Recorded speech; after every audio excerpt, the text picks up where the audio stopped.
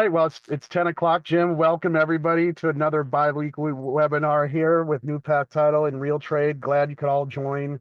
Excited for this one. It's actually putting a bow here on a lot of the forms, especially the listing agreements. As we know, there's been a lot of changes. Luckily, we've had Jim through this whole process for us, walking us through this thing, and we're going to kind of put a bow on this. We have our new topics coming up, so we're going to kind of be going away from this topic, but we're really going to drill down here, especially on the listing agreements. What we can do, Morning. Yeah, on what and we can do the here main moving thing forward. here is it's like there's a bunch of different ways people are practicing, and I think there's a clear-cut best practices way as to how agents can conduct themselves. And we're going to go over some stuff, like I always tell you guys. We're going to go over some stuff that's not necessarily comfortable for me or comfortable for you. And I'm always going to tell you this stuff. My goal is to bring you information you can't hear anyplace else. And doing research for this show, I saw more forms, like Ryan was said, this is a roundup. I found more forms that we could have more discussions on. The Florida realtors have introduced more forms in the last couple months than they have in the last 10 years. Yeah, probably close to 10 years. Anyways, there's a lot of good stuff that we can go over. I don't want to harp on the stuff that you guys can find on the web. There's a million good YouTube videos. Joanna Watkins from the Florida Realtors has done a really great job of giving in-depth explanation on the forms, the listing forms and the offer forms, the BBAs and all those good things. So my goal is to bring you stuff you can't hear anyplace else. There's no dumb questions. I'm 60. I've had the privilege of working in this space for the last million years. I fell off my dinosaur as a kid when I got started, but at this point, I like what I do in this part of my career better than anything I've done prior.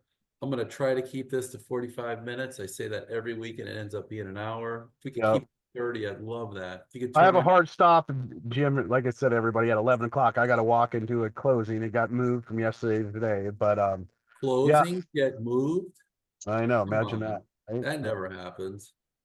So yeah, no, excited for this topic, Jim. Let's put a bow on this. Get especially the listing agreements. I know we've had a lot of questions, so yeah, let's get into it. If you can turn on your cameras, it makes it great for me to see your feedback. We'll have question and answers at the end.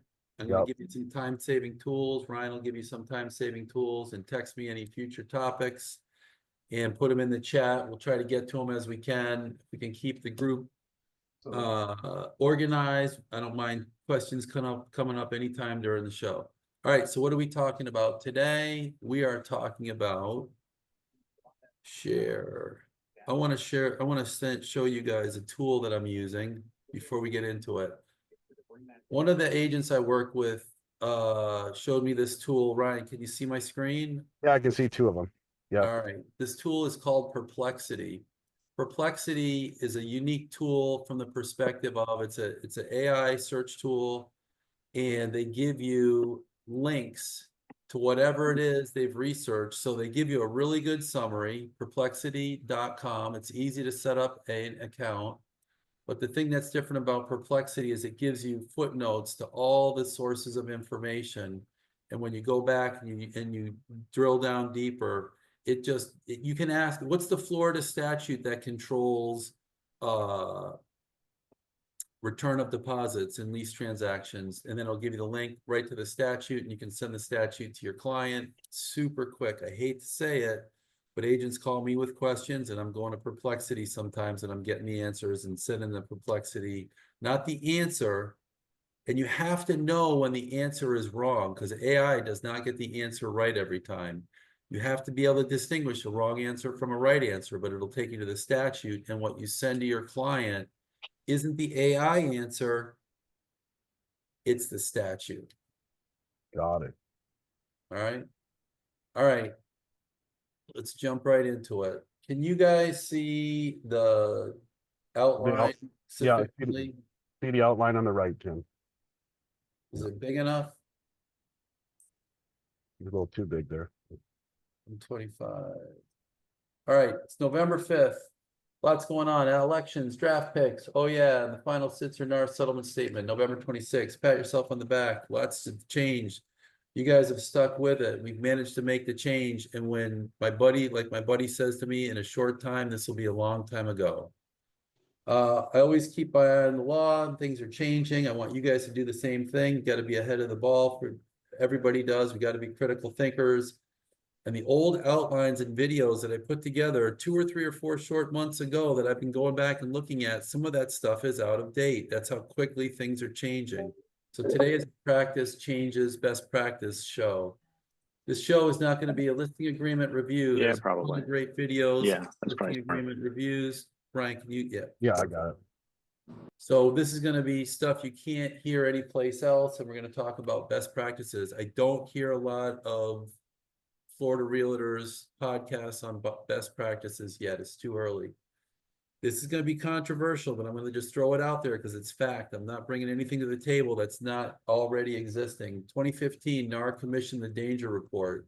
The Danger Report identified the 50 biggest threats facing real estate in our profession. Number one on the top was untrained agents, regulatory changes, and complex government structure. It's here.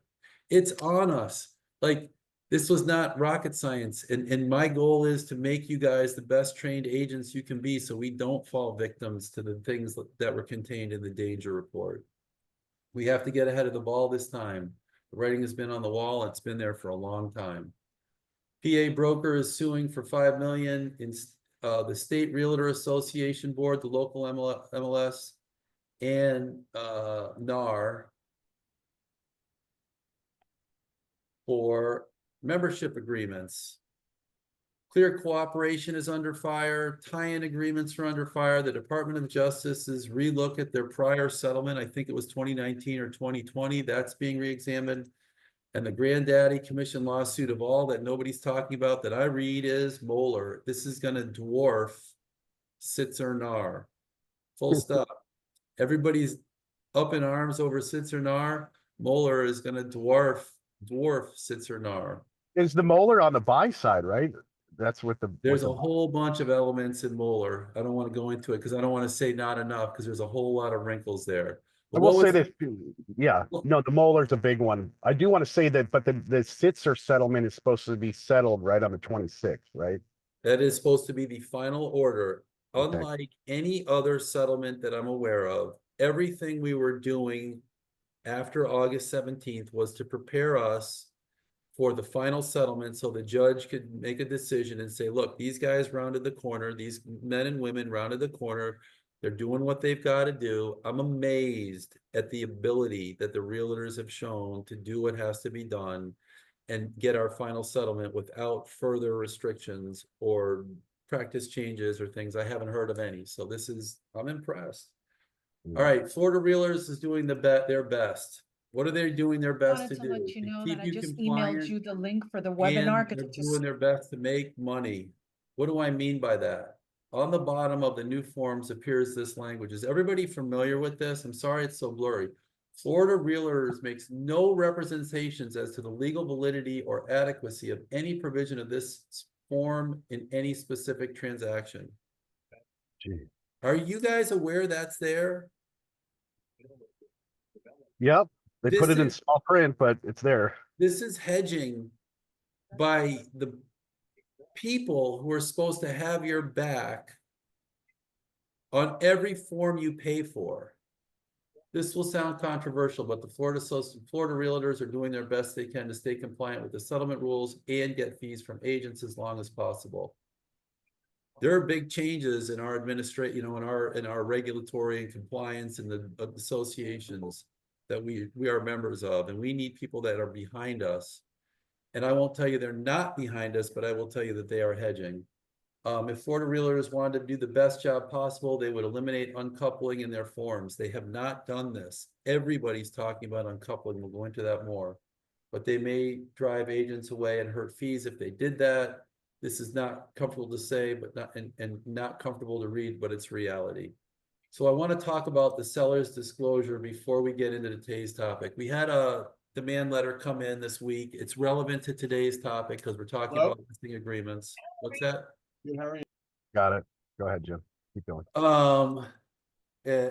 this is the theme that has come up over and over, and we're representing an agent threatened in a lawsuit by a local attorney. Seller's disclosures in the listing agreement in paragraph 7G. Not many people know about this. So in the listing agreement, paragraph 7G,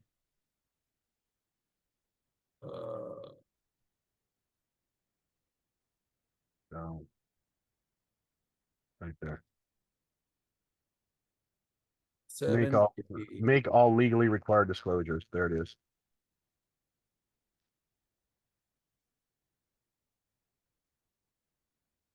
So here is the test. It's spelled out better in the contract. We'll go over it in a second. But it's spelled out in the listing agreement. So in the listing agreement, the seller is under the obligation, and we'll go Into over the what, world. He spoke. We had Go ahead, Jim. we'll go over in a minute what the obligations are. Right after the listing is signed is the time to have these discussions with your seller. Seller's disclosure is also in the standard FAR bar on line 250 under disclosures.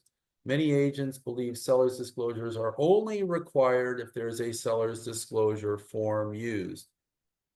Here's two places that many agents aren't even aware that sellers' disclosures are imposed upon sellers, and that things imposed upon sellers are also imposed upon sellers' agents. If a sale fails in inspections and the seller says they will get another listing agent, remind them that this does not get them around the duty to disclose. I want that to sink in for a minute. A lot of times you'll have some egregious thing that comes up during the inspections. And I've heard from many sellers tell me, well, I'm just going to go get another seller's agent. Once they're on notice that this is a defect to property, another seller's agent doesn't get them off the hook because the seller has knowledge and now they have to disclose it.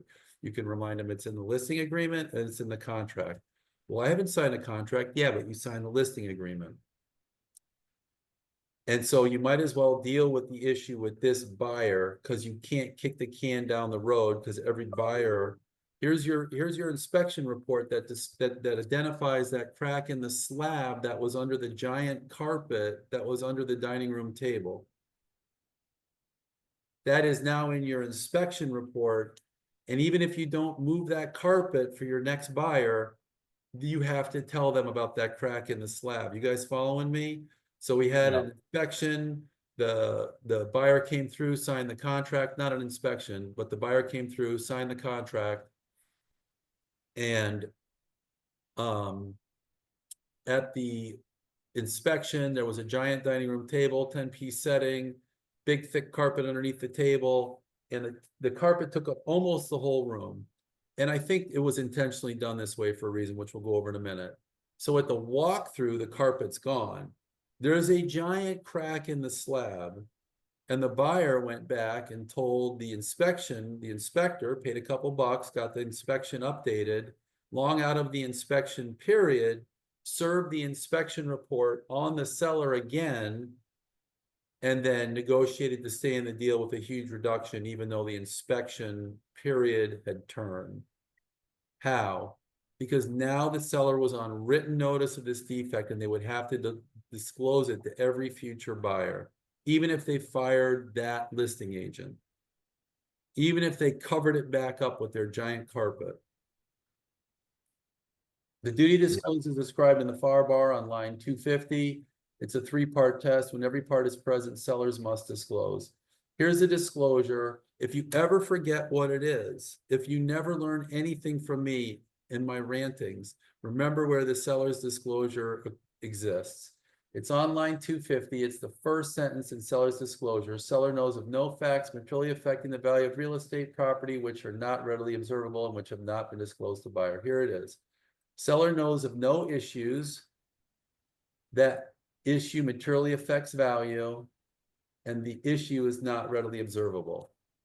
If all those 3 things are present, then the seller has to tell what they know.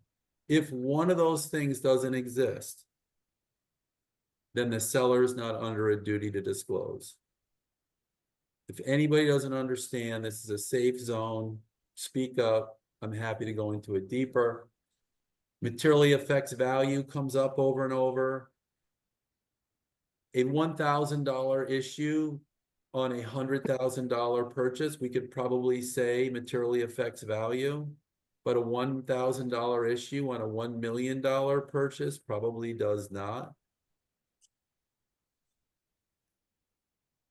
Readily observable comes up a lot. That's the topic of the demand letter that the realtor just got served in, readily observable, and the attorney for the buyer who's making the claim called me last night, and I explained a few elements of the rule. They're a general litigator and they immediately backed down.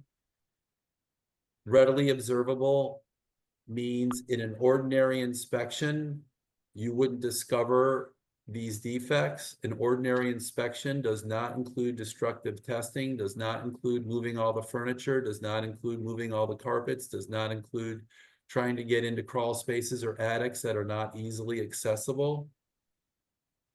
It also does not include conveying knowledge of things that a buyer doing an ordinary level of buyer's due diligence would do. So for example, if you're buying a condo and you are concerned that your view might be cut off, it's not unordinary for the buyer to look around and see that there's a bunch of empty lots around their condo, see that there's a bunch of coming soon signs advertising buildings, seeing cranes in the sky erecting new condominiums in close proximity, and talk to the local building official, which is your planner on call, who should be your best friend if you're working in urban environments, the planner on call for the city of West Palm Beach. Make a 2-second call, set up an appointment, and say, hey, what's coming out of the ground, what's permitted around the proximity of this one location that my client wants to buy. That is an ordinary level of due diligence. Even if you didn't make the call, however, it's an empty lot next to a condo in an urban environment with lots of construction. The buyer is on notice without you saying anything. You are not under a duty as an agent to tell them, hey, there's a property coming out of the ground that can cut off your view. Especially if your building has intentionally no windows on one side of it, so an adjacent construction can go up in close proximity. This whole building has one whole wall that faces west, and there are no windows on the wall. All the utilities are there because it was expected 10 years ago when the building went up that a building would be built in close proximity. Did I beat that horse to death enough, Ryan? No, that's good, Jim. That's good. And if you forget the test, it's in the contract and it's in the listing agreement. It's just a little more obscure in the listing agreement, so you can look at the test anytime you want to check yourself. But when you're having the listing right after you get it signed, you may want to ask that question. You may want to have that conversation. Set expectations early. All right, 2 terms I'm going to continue to hammer: privity and uncoupling. I'm going to get into the big topic in a second. I want to go over this one more time though. Privity is the concept. These are the discussions that the attorneys are having at a high level at Sitzer NAR. Legal benefits, duties, and obligations do not flow to parties who did not sign the agreement. And uncoupling. Parties only pay agents, agents never pay agents. Compensation agreements are necessary, right? These are the agreements signed between parties and agents as to who's getting paid. But who does not sign the compensation agreement? Sorry if I sound intense, but this is mind blown, right? Who's most affected by these agreements? Buyers. And buyers don't sign them. Yeah. If you're using the form, sellers paying buyers agents. And if you're using the form that says sellers agents are paying buyers agent, who doesn't sign the form? The sellers and the buyers. Who was at the center of this lawsuit? It was a bunch of sellers and buyers sitting in the plaintiff's box and sitting in the jury box that said, we didn't understand compensation. And now you're going to have these agreements that affect the parties that aren't signatories to the agreements. Yep. Well, we'll cover this more in depth here shortly, but yeah. Yeah. Who is most affected by the change in any compensation agreement? They never sign them. Buyers. I recommend you always use a seller to buyer's agent compensation structure. And when everything's signed and you're still in the inspection period, make those disclosures to the parties. Send them a copy of the signed agreement. We talked about it last week. We've seen agreements that had the compensation structures changed that materially affected the buyer's cash to close, and the buyer was not aware of it. Words matter. Choose your forms carefully. This is something I discovered this morning researching with one of our people at the title, Christian and I at our office. Look at the words that they used in the MLS. It says in this, can you see my cursor, Ryan? Yes, I can see it. It says seller concessions, yes or no? Seller concessions. Does it say seller side concessions? Does it say seller's agent concessions? It says seller concessions. Yep. And I have not heard this from anybody else, and I'm not telling you I'm unique or magic or mystical. I'm just telling you we have to be critical thinkers. And the form says seller's concession. It doesn't say seller's agent concession or seller side concessions. It specifically says seller concessions. I'm sure I'm not making friends here if there's any regulators watching. Here's how you here's how you handle these transactions efficiently. Main topic, listing agreement drafting best practices. I should make this qualification. In my opinion. Uncoupling is coming. Here's how to operate more efficiently, save time, and avoid potential future liability. Start your deals when you are offering or listing with the seller paying buyer's agent structure. Whether you're on the buy side or the sell side, always be thinking about sellers paying buyer's agents. What does it say in the listing agreement form? Seller concessions, sorry. If you have to adjust, but start all your deals with compensation between parties and agents, not agents and agents. Some agents and some parties are going to demand that, and some brokers are going to demand that sellers' agents pay buyers' agents. Make sure you make those disclosures and do what you have to do to get the deal done. But I'm just saying, if you can control it, don't make it a hill to die on, but this is your best practice. If anybody has a question, just let me know. So here's... We're getting the meat of this, I think, and obviously we'll be covering it, but there's, we're going to go over the listing agreement, right, Jim, so they can see it clearly. Yeah. And what to elect. Okay. All right. Yeah. So here's the listing agreement. I'm not going to go into the earlier parts of it, but the meat of the listing agreement appears. We'll go to the top so they can see which one you elected, Jim, so we can see exactly. I like the transaction, the majority of all transactions are constructed on what's called the transaction broker agreement. And if you try to explain to me the difference between agencies, I'm happy to listen. I just heard the Florida Realtors attorney describe it this morning. And if I was a buyer or a seller, I wouldn't have understand what she said.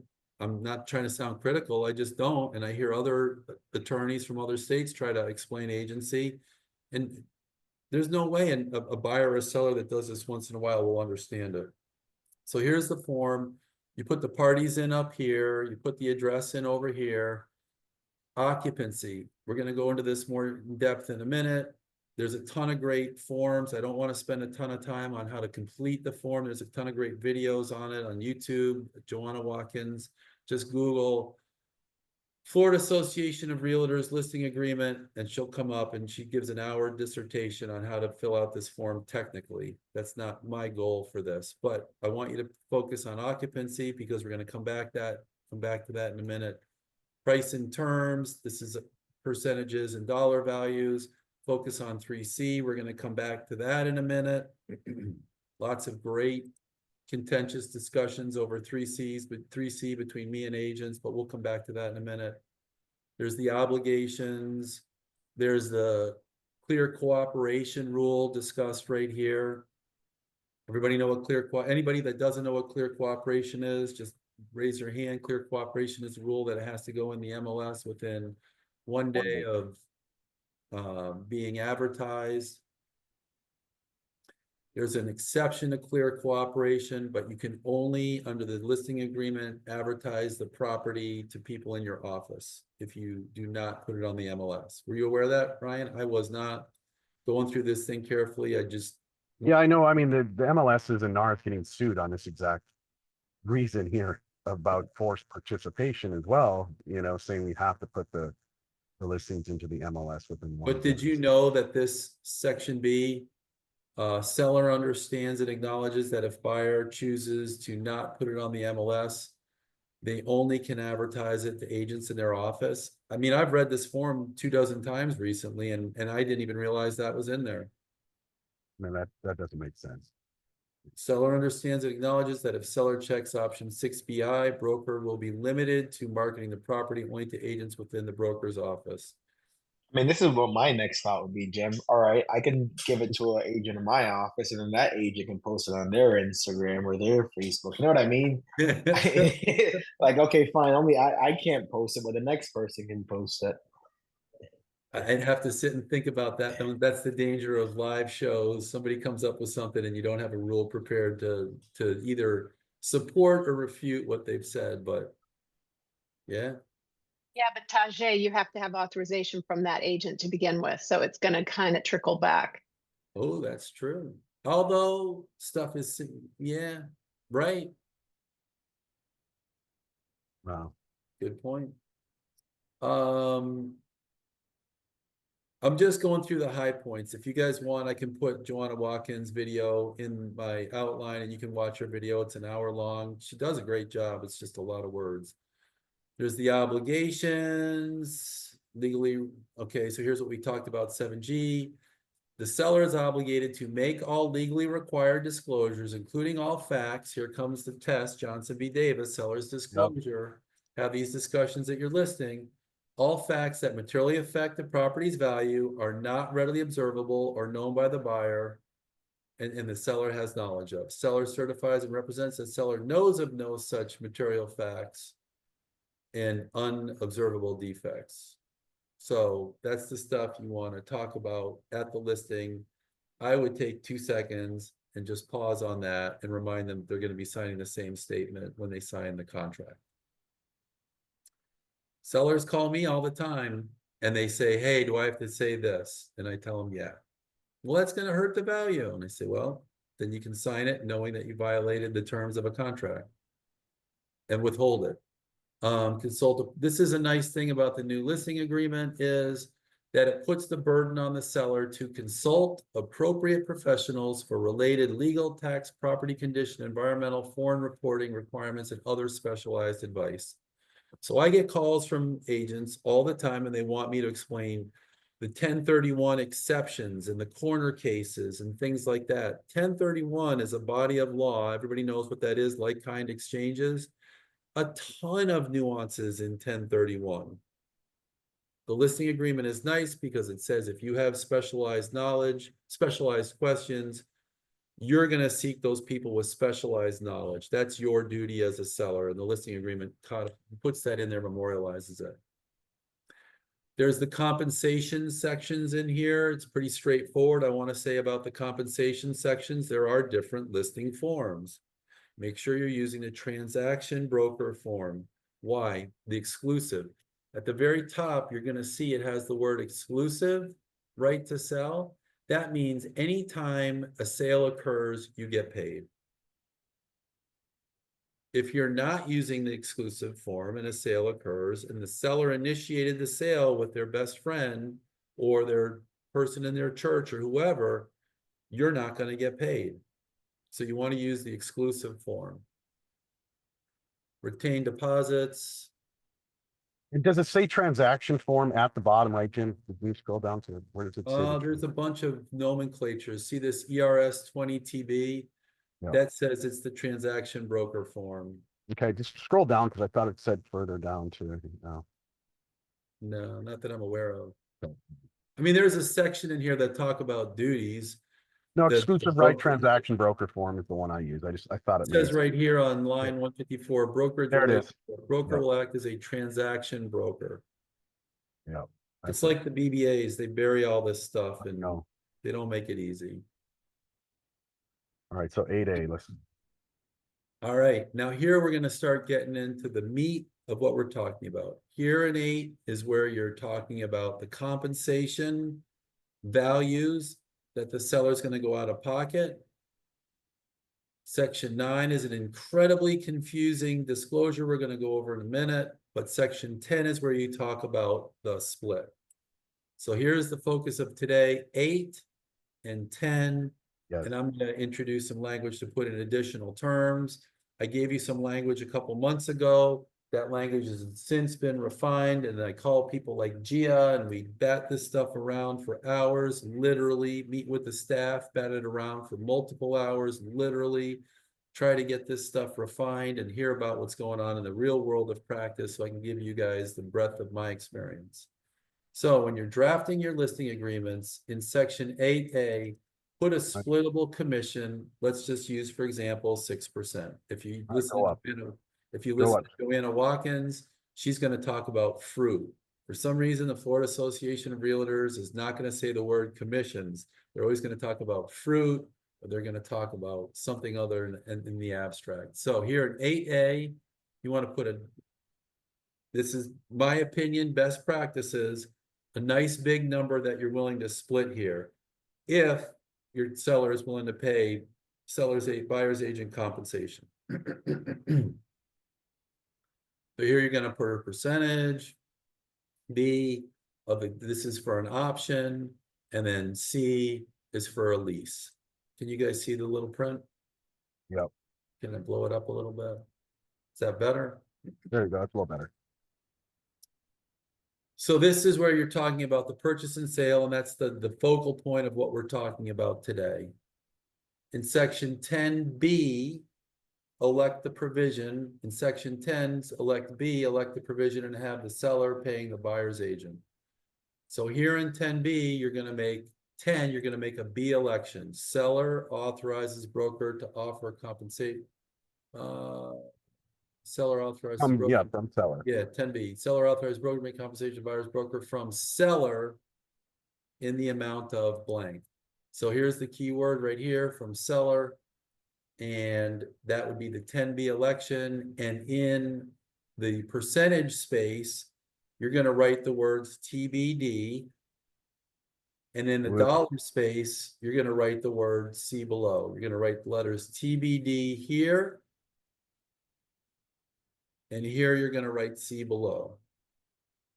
Brian's looking at me like this guy is. No, this is great. This is new, Jim. I like it. I mean, Right. this is So then in additional terms at the very bottom of the page, you're going to write these few simple words. Broker's compensation shall be reduced by the amount seller or broker pays the buyer's broker. However, the compensation due broker shall not be less than 3%. Mark Twain said, if I had more time, I would have written a shorter book. The goal for us is not to kill people with 1,000,000 words. The goal for us is to use as few words possible to describe the most powerful transaction we can describe and get to the goal without blowing the doors off our seller with all this fancy language. I saw a paragraph in a contract the other day in the additional terms. Every line of that paragraph was taken up with their rhetoric, and it was so hard to read and so hard to understand, and it conflicted on itself. My goal is I listen to 1,000,000 sellers and sellers agents and buyers agents, and I boil it all down and give you guys the best terms I can give you. So we got Brian, and then we got Gia. Yeah. Go ahead, Brian. Brian. Thank you. Good morning. I'm wondering, for me, that just complicates everything to put a splittable commission number, because it's going right back to where we were. I prefer to do it completely separately. If I want 6%, I'm going to put 6%. I might change it later on and say, okay, fine, they're only paying me 5. I'm not going to quibble over the 1%. But we've already agreed to whatever it is that my compensation is, whether it's a seller or a buyer. The other, and I just do it as two separate columns. That way, I'm never looking out, it's not like I predetermined anything prior to this going in. If they want to offer it later, my thing is too, I don't tell other agents, oh, sure, they're offering a 3% commission. I say, put everything in writing. They're entertaining all offers. We'd love to get that in front of them as soon as possible. And include everything that you and your client would like to include in the offer letter. And that way, because I don't want anything coming back later on going, well, you looked after yourself first and you just did the exact No, same thing. what you're saying is exactly what I'm addressing here, and that is getting the seller on the same page, getting the interests of the seller and the seller's agent aligned at the onset of the transaction in the listing agreement. And so when the seller says, yeah, Brian, you can have 6%, but if their buyer's agent happen to shows up, we're going to split it with the buyer's agent. Now the seller's on that page, so you're not going back and trying to have that negotiation later, and the seller could then potentially later say, oh, Brian steered me late in the deal. What I'm describing is a way to get everybody on the same page at the onset. But I'm gonna go off of what Brian just said, because I kind of see his point, and this was the question I have, is if you're negotiating your commission, meaning Gia's commission for listing and selling is going to be, let's say, 3% for the sake of argument. Yep. I'm going to turn around and say to the seller, are you prepared in addition to that 3% to offer compensation to the buyer's agent? They say yes. Great. How much do I have to offer? Well, that's going to be determined based off of what deal they actually give us. If I put 6% in there, correct. If I put 6% in there, then by default, I'm getting 6% by default, okay?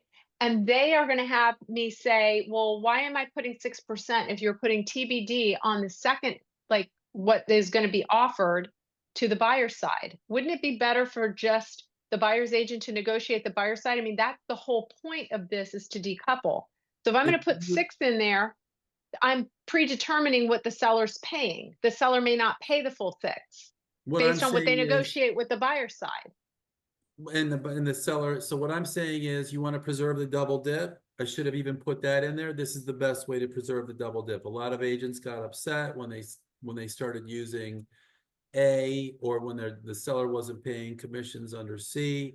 This is the best way that I can see to preserve the double dip. Now, so then you're not renegotiating on the second half of the deal. Got it. That's the way I see it. Now, having said all that, if the seller is saying, I want to negotiate whatever I want to negotiate when the offers come in based on the strength of the offers, then you're not going to do it this way. But if you have a seller, and I've heard this over and over from people, they're willing to pay me both sides. It's a 5 and a 2.5 per side, and they're willing to pay that right up front.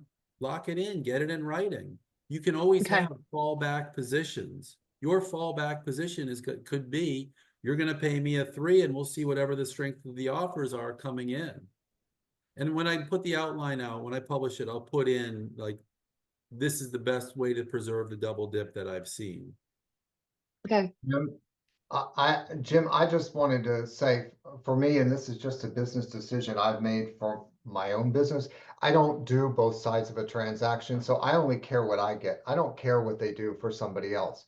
So I'm just going in, I'm not putting in that splittable thing and taking it over. I'm just putting, this is what we agree Brian's getting paid. Period. That's a business decision by Brian. Yeah. Okay. So I don't, not putting this, in other words, is not going to jeopardize anything I'm doing, because I don't care. I would tell you, though, that you want to establish your relationship with the seller and how you're being compensated as early as possible. So the seller can come back later and say, oh, no, Brian it's right steered from the the deal beginning. because this buyer was paying more money or whatever. No, it's absolutely right from the beginning. This is what you're paying me, period, the end. And if they offer me more, I will not accept it. We have agreed to this, period. And I've never had anybody argue with that. They're all like, oh, okay, cool. That sounds fair to me. Before you use this, get your broker's authorization. Were there any other comments, Ryan, that you wanted to that we should get into before we go on? There's some comments in the chat. Take the listing at 3%, negotiate the buyer's agent off at time of offer. Any questions though? Add a clause, a listing agreement that a listing agent represents the buyer compensation X, the addition is 3X. We can drill down on that later. I'm not sure what that means.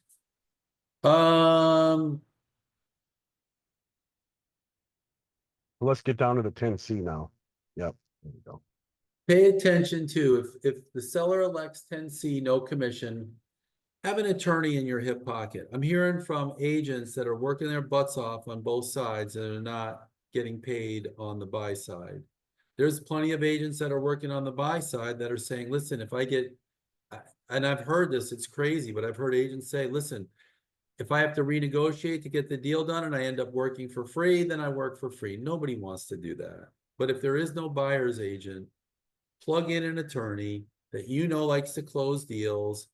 I can think of a ton of them. We love to get deals closed. We're not looking to, some attorneys like to just justify their position by, pumping their chest and making everybody bend over. That's not what we do here. And there's plenty of great attorneys in Palm Beach County that want to see the deal get to the closing. Nobody likes to pay a fee to an attorney on a deal that doesn't close.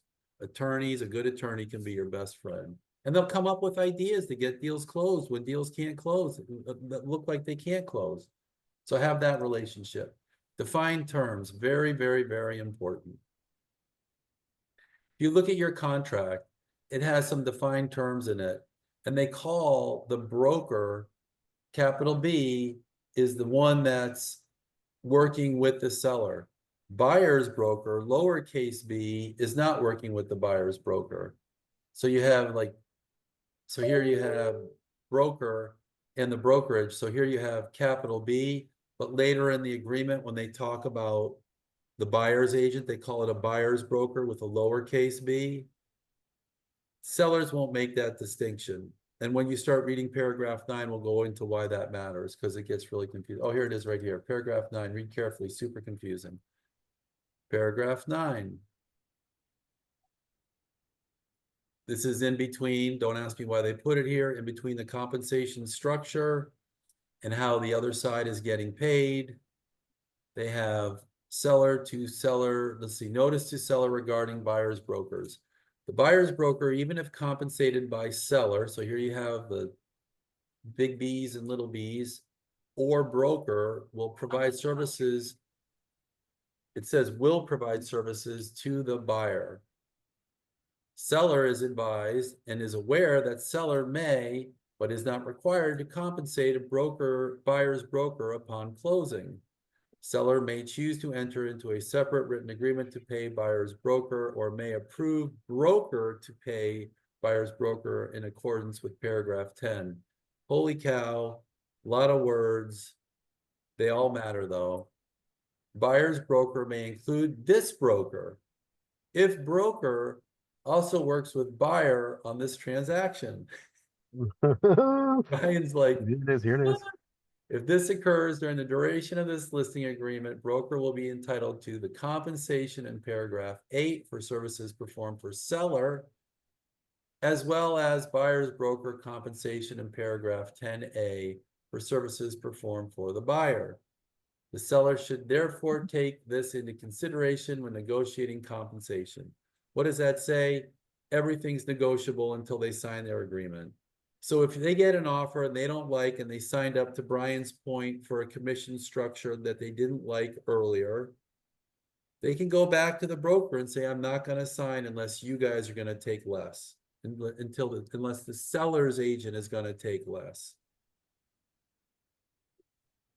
So that's something you could use to point out to your client that says, maybe you want to point this out, maybe you don't, but things aren't negotiable. Things are negotiable, and the seller could hold the contract signing hostage to negotiate you into a position that's less than what you signed up in the listing agreement. Is that clear? Brian, did that make sense? I get it. This is a safe zone. Anybody raises their hand and they're the only one who raises their hand, you will remain anonymous. Broker may receive separate compensation from buyer for services rendered to buyer by broker. So if you do that, if the buyer's paying you to do something, disclose, disclose, disclose. Do not make that happen. Do not make that disclosure. If you are on the buy side or the sell side and have a transaction where the other agent or a party insists the seller's agent pay the buyer's agent, or a broker that insists the same scenario, I would send a copy of the compensation agreements to buyer and seller. Privity, uncoupling, privity, uncoupling, privity, uncoupling. I can't say it enough. So if you're in a deal where the broker or one of the agents in the transaction insists the selling agent pay the buying agent, that flies afoul of the things we've talked about. Just make sure everybody sees a copy of the compensation agreements. They don't have to sign it. Just send it to them in an email. Paragraph 3, lots of confusion. We've had discussions on this podcast about paragraph 3. Paragraph 3 is where you're talking about the terms and the terms of compensation. And then at the very end, it has this section, seller expenses. Seller will pay mortgage discount, other closing costs or concessions not to exceed blank, and any other expenses seller agrees to pay in connection with the transaction. What number do you put in there? If we had a show of hands on this show, I guarantee you we'd have 20 different answers. Not to make anybody feel bad, but everybody has a different opinion about what goes in there. I contacted the Florida Association of Realtors. They wouldn't put it in writing. The only thing they would put in writing was super vague. I would put the number in there that represents the value in the listing agreement on the day it was signed. They actually put see seller net sheet and attach it and make it part of the listing agreement, so then I never have a problem. And we all know that that could change over time because you get into the deal and during inspections, they could give more concessions. But on the day the listing agreement was signed, these are the concessions that they agreed to. So if it's 3% to buyer's agent and it's a $300,000 deal, you'd put $9,000 in there. Make sense? Make sure you use the right listing form. We talked about that earlier. If you're not using the right listing form and the seller sells on their own, you might not get a commission. So exclusive right of sale transaction broker. Yep.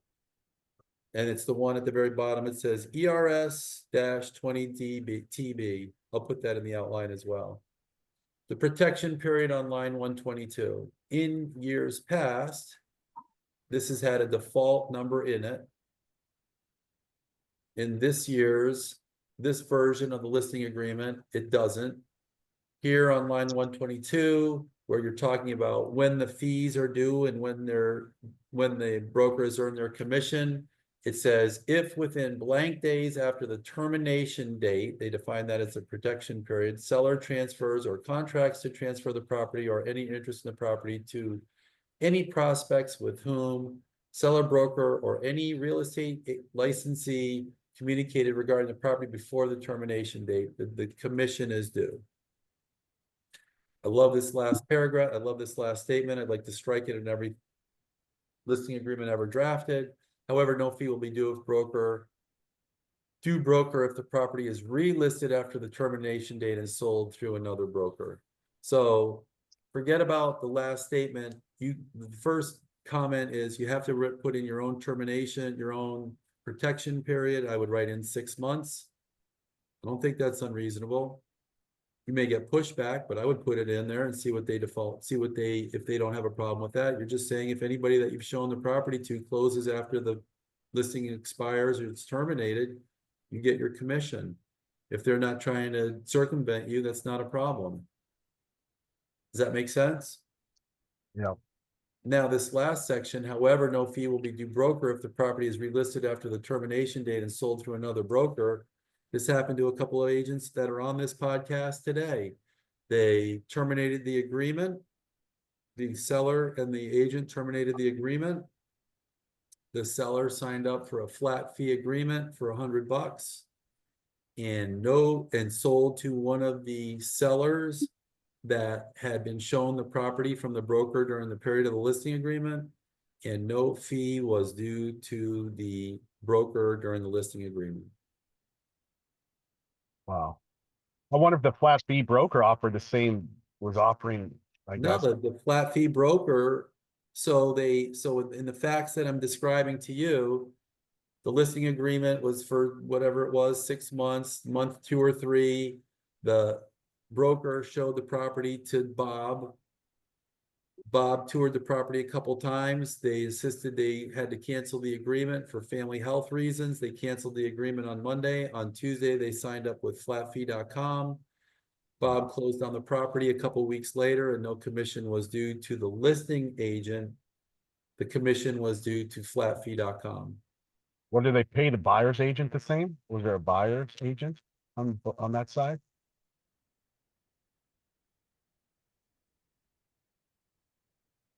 No, I mean, wow. although That's- we did not do the closing, but from my discussion, I do not recall a buyer's agent getting compensated. So there would be another party that could have an argument if they brought that buyer to the table. But regardless, no commission was paid to the listing agent. Some brokerages are using different forms. Be aware of this. Your sellers may be confused if they have interviewed prior brokerages. So the Compass form is very different. I'm going to take a look at it and maybe do a little deep dive on the Compass form, but I have not looked at it. Look at the occupied or not occupied section of the listing agreement. At listing is the best time to have your seller's expectations set as to the documents they need to sell. It's going to be a lease and copies of the estoppel letters and all the little things that agents tell me I had no idea it was in there. So I went ahead and I put that section in this outline so that you guys can read it. When you're taking your listing, it's the best time to have that discussion with your seller that you're going to have to produce these things. You can also have the discussion that if the property is in a trust or it's held by an entity, you're going to have to produce certain other documents to get it to closing. So with the listing, it's all in the listing agreement. It's the best time to have these discussions. You know how many agents tell me I had no idea that I had to get these things together for the closing? And there are time constraints.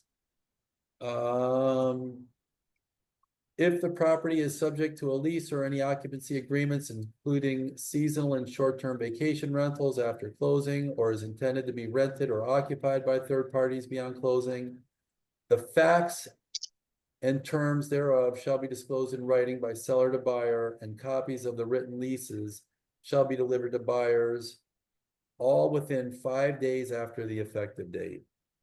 Tajay, how many contracts have we done that the leases were given to us within 5 days of the effective date? Rarely are they ever given. That is a seller's default and buyers can cancel. So now you've got this transaction that you think is shored up from start to finish. Your buyer's starting school in a couple days, they're starting a new job in a couple days, and the seller cancels. I'm sorry, and the buyer cancels. I'm sorry. Turn it around. Seller has obligations, they're relying on this closing, and the buyer cancels because you failed to provide the leases. So now the seller's kids are starting a new school, the sellers are starting a new job in a new house. They have a contingent sale where they need the proceeds of this sale to fund the new purchase, and they failed to provide the leases. The seller failed to provide, so now the buyers cancel, and the seller is up that creek. Ryan, you're making that face. Yeah, I mean, I've seen something similar, you know. If the buyer determines in buyer's sole discretion that the leases or terms of the occupancy are not acceptable to buyer may terminate this contract by delivery of written notice of such election to seller within 5 days after the receipt of the forms from seller. And buyer shall be refunded their deposits.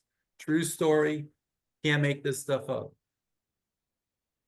Right before the closing, I don't know if Tajay was with me or this was pre-Tajay. If it was your deal, you can speak up, but right before the closing, we're scrambling to get the leases. We finally got the leases in the buyer's hands. The agents had no idea they had to be delivered. Huge mess was taking place.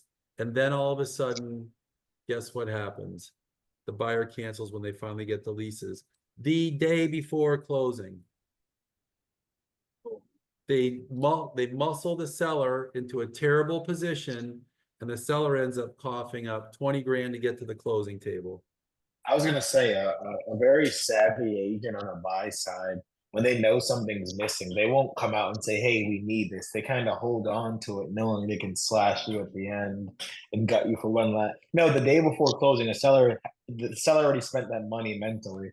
So if you hold on to that missing piece, you can come back on the day before and say, "Hey." Angela's smiling like she's seen this before.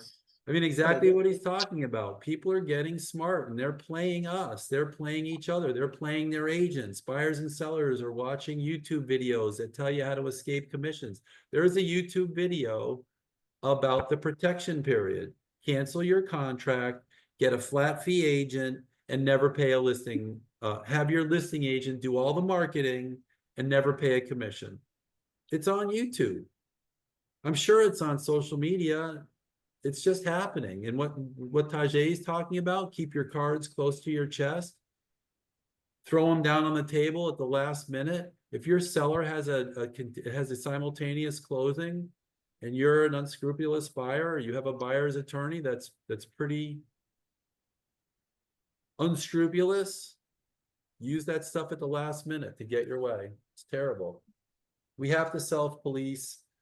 Broker websites. Here's some areas of the law that aren't yet settled. What are we on? 1055. All right, bringing this thing in for a landing.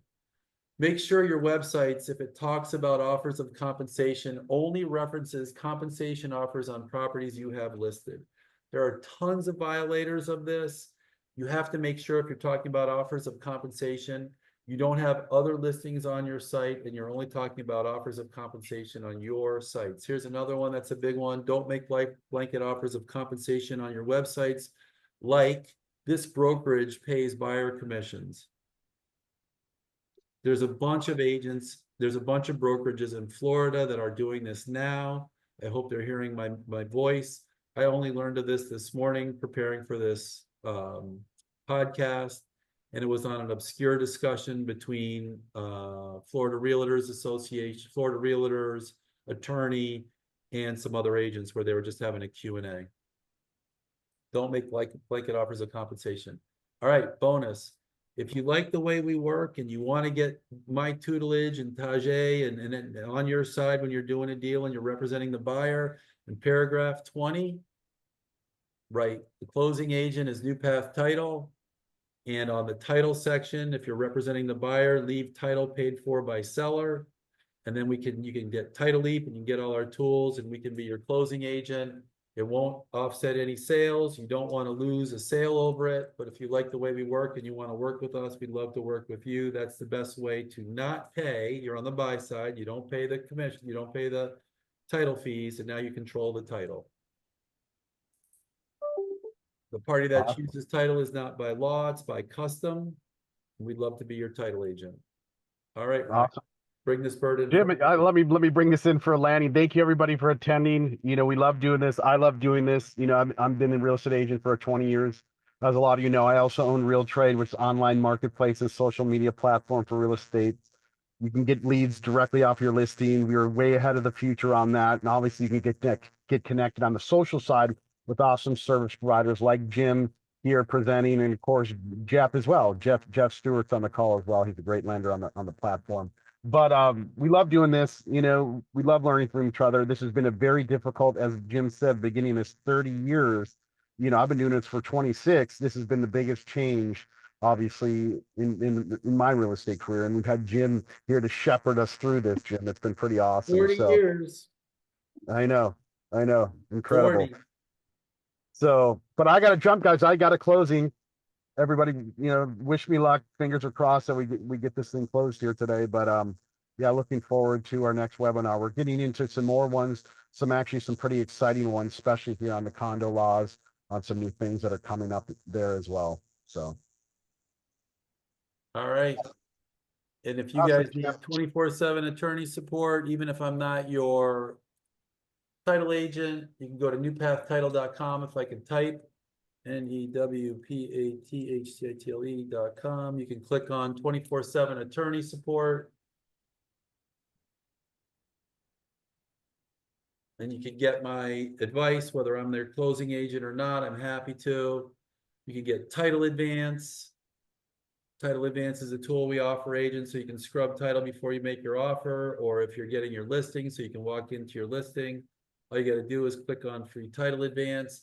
If you have a problem transaction and you want to get a title report, you can actually go and you can actually get a title report in title advance. You can order a title commitment. You pay for it, we'll pay you back at the closing. Then you'll know exactly what our roadmap to closing looks like. And you can be way ahead of the ball and you'll get paid back at the closing for the cost of that. It's usually, what is it? 120 bucks, 150 bucks. No, 175. 175.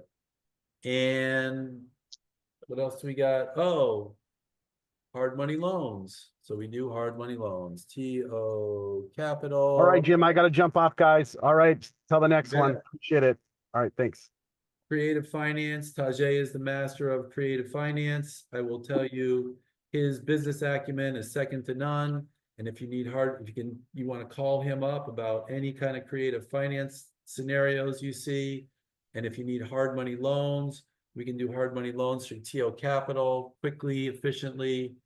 And James Brown Law, full service law firm, evictions, partitions, ejectments. Most attorneys don't know the difference between eviction and ejectment. You can save a ton of time if you know the difference. And that's it.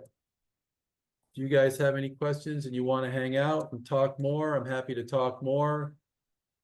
If not, text me and we'll let's see, somebody said the new path YouTube is behind in uploads. Thank you, Beth. I will make sure that Shay gets on that. I'm looking at the comments. Where can I get a copy of the transcripts? I'm going to make sure that that gets emailed to you, Beth. And that looks like it. Let's see, 47 years I have put in 365 days. Okay.